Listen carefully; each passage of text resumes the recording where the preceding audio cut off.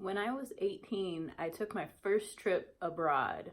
I did a summer study abroad in France, southern France in Chambéry, and I got a scholarship, was able to pay for my trip via the scholarship and money left over from student loans, and I took the trip. It was an amazing experience, and it had a lot of weird things that happened throughout my journey to going there and once I got there. So I'm Latia. Welcome if I haven't met you before or you haven't seen my videos. And I just talk about whatever's on my mind.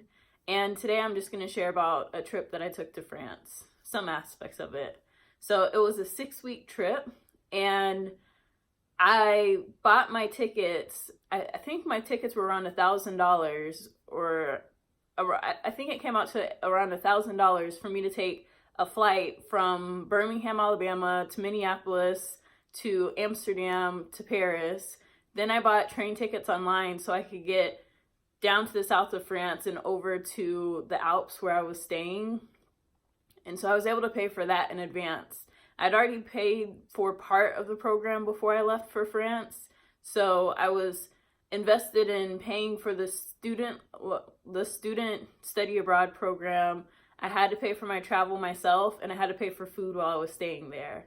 So on the day of my flight, I was in Alabama, and my grandma did the handshake where she gives you the money, and she gave me a $100 bill.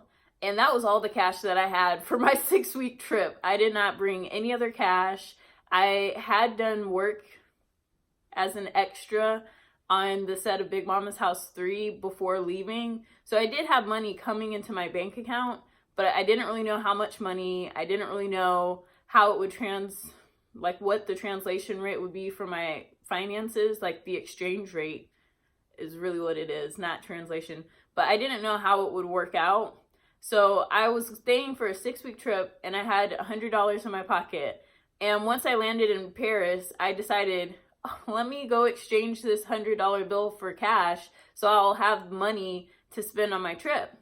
And it came out to around, I believe it was 76 euros and 13 centimes. I was just like, all right, I have like a little over $10 a week to make this work. So I remember I was super jet lagged my first night. I was so tired and exhausted that I just slept for like 12 hours. I didn't lock the door, as I found out once my roommate made it into the apartment after me. Like, she had already been living there and let me know that I'd left the door open. Like, I was a mess. It was wild. And in my first week of being there, I was just wandering around the streets of France talking to different people. And there was this woman, this Japanese woman, owned this shop. And she had like keychains and little trinkets. And I was just talking with her, and she's like, "You're American, right?" And I was like, "Yeah." She was like, "You want to get paid to tutor my children in English?" And I'm like, "Yeah." She's like, "I'll give you either like 10 euros a week." And it was just for an hour of work. And I was like, heck yeah, I'll take that. It was a good amount of money in like American dollars, but she'd had them with an Australian tutor, and she didn't want them to learn the Australian way of speaking English, but the American way. So I was able to become an English tutor in France and just get by with about 20 euros a week.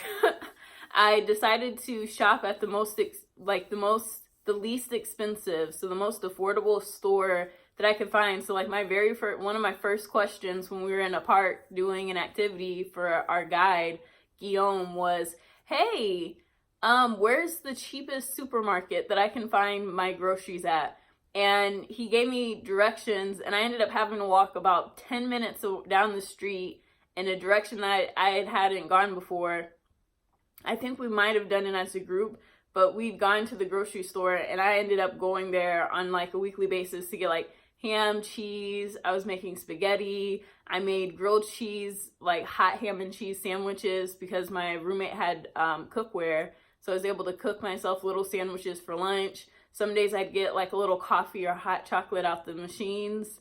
And I did a bare bones trip. Like, I would just walk around talking to different people in the stores, because at stores they have to help you. So I was able to practice speaking French, and within 3 weeks, like the first day or the first week for sure, I was so rusty because I would try to speak French, but I was always like, I don't trust what I've learned in school. So they would be like, do you speak English? And I'd just be like, yes. I just felt so defeated.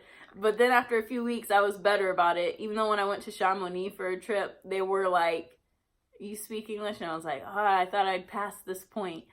But it was such a great experience. And people would help me out. They would like give me little extra portions of food or offer me little discounts. So I had fun. I did have a credit card, like my debit card from working on set. So fortunately, like when we wanted to do weekend trips to Nice, Paris, and Geneva were the 3 big weekend trips that we took. Nice and Paris were the bigger ones because we actually stayed in hostels with each other, and we traveled via train to Paris and by bus to Nice. And then Geneva was a day trip that wasn't as expensive as the rest. So I did have funds in my credit card to pay for those trips, so I didn't have to miss out on doing the activities that everyone else got to do. But I did buy, I think I had extra money left over, and I bought one of those train passes that they have, and I did take a little day trip to Chamonix and got some noodles and like just wanted to experience it because my French teacher in high school had talked about it. But yeah, my trip to France, I was so stressed out, and within a few weeks of being there, one of the program directors, it was through ISEP, one of the program directors emailed me, and she was like, you haven't paid for your program in full. Like, you haven't met the deadline for paying for the program. And I was like, what deadline? I wasn't told that there was a deadline for applying to this program. Like, nobody mentioned that to me. I thought I still had time until September.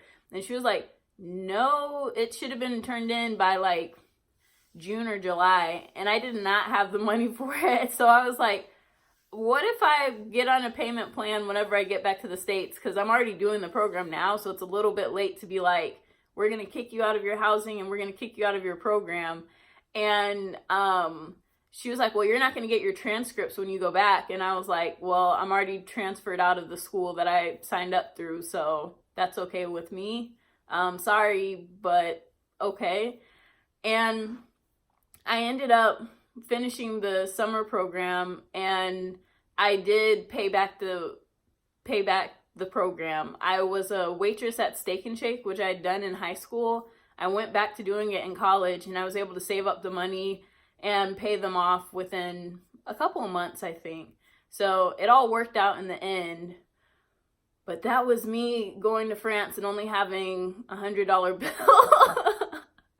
$100 bill for a 6-week trip. Like, fortunately, we have banks, and I could use the banks in France. Someone actually told me that it's better for the exchange rate if you use your bank card in a foreign country, because it gives you the best rate through your bank instead of using like the service that they have, the money exchange service. I can't think of the name of it at the moment, but basically don't do it at the airport.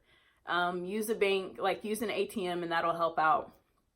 I've taken other trips since then.